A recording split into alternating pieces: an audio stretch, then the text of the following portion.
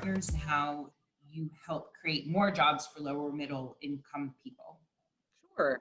So Insight Power Partners is a partnership of 3 former Grid Alternatives executive directors, and we come to the table with a mission and a vision to empower communities to create programs that make clean energy more accessible and also create good jobs as part of that while building out healthy communities. And so we have partners that are nonprofits, that are industry leaders, that are state and local governments, and really are the high level goal of the work that we're doing is to make sure that the work of serving low income communities and serving frontline communities is not separate from the industry, but within the industry, and that industry partners and are integrating that work into what they do. And so we're working on building out many different models that allow for all markets to be serviced, and that, you know, sometimes it's creating financing products, sometimes it's creating new marketing strategies, sometimes it's creating, you know, a plan to, you know, stand up an entity that's going to help with like job training and like workforce development, or building out curriculum to do the same. But really it's to shift the industry to be inclusive and to service all markets and make clean renewable energy accessible to everyone. So other than voting, how can people get involved to support Clean Energy for Biden if interested? So you mentioned a bit about the phone banks. You want to tell us about some other initiatives they can get involved in?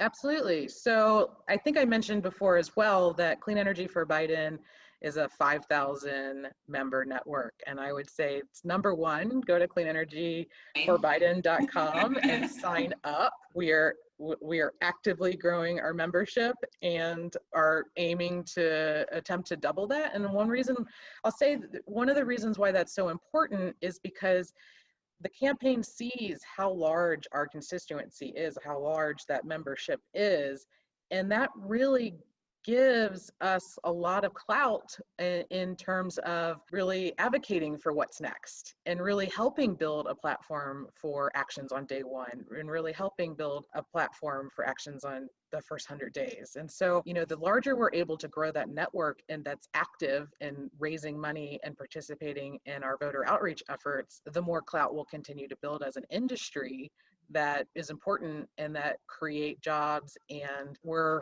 sort of protecting the work that we do today, but there's incredible opportunity to grow it as well. And so number one, sign up.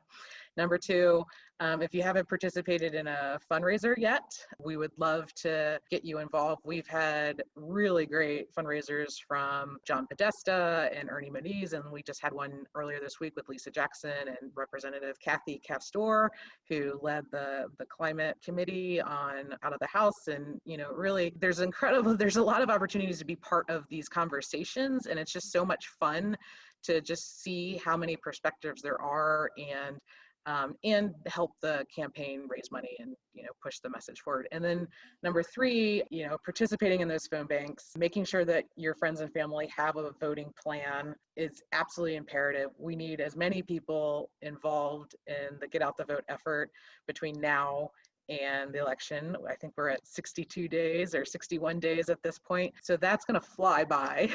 And early voting starts tomorrow, starts September 4th for North Carolina. And so it's upon us, it's happening. And don't leave it to the last minute. We really need to be doing that work right now. Yeah. and then I would say, last but not least, I've sort of alluded to recovery recommendations and sort of policy work on the CE4B side. And, you know, we'll be releasing a set of recommendations, not endorsed by the network because, you know, we can't get all 5,000 members to endorse, but this is good information and good ideas that will be presented to the transition team, knocking on all of the wood, on how to move the clean energy industry and combat climate change and create good jobs forward on day one. And so that is also another way to participate in the work that we're doing. Great. It's very exciting. Yeah. I wish you all the best, and I'll do everything I can to help. including crossing all Thank my you. fingers. Appreciating it. The other thing I'll say is that I think sometimes phone banking can be scary, and it's not. It's, just think of it as like a human to human. You're just calling somebody else to find out if they're interested in voting and have a voting plan, and if they want to talk climate and clean energy. And so, maybe the first couple of phone calls are a little awkward, but I would highly encourage, if you haven't done a phone bank, to give it a try. And we're looking for as many folks possible to participate, and we'll have almost daily opportunities in the coming weeks. It's great. Thank you so much, Nicole, for all your hard work. Thank you. Thank you for spreading the word.